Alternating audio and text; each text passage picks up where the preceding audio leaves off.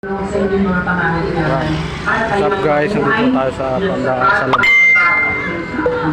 Ang Muslim community na siyang naghahangat kapag kayo ay nagsasamba ng araw, kayo ay makapagdasal ng taigting sa isang espasyo ng mga publikong lugar para naman sa mga magulang, especially ang Muslim parents.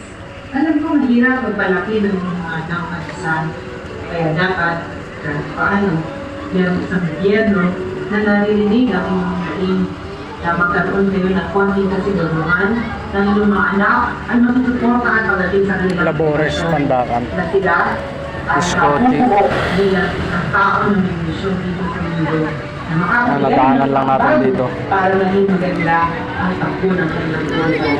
Sumatay mo din ako para sa mga naging nakita ko, isang bata pa ng ulo, meron ng discrimination. Mahal kayo ng Panginoon, ang dahil dyan dapat magkakasalaman ninyo. Bilang buntang anak ng ICI na nakuha ng limang termino, ang kawin na nakakuha ng limang termino, congressman na nakuha ng limang termino. Ginamit ko ang aking boses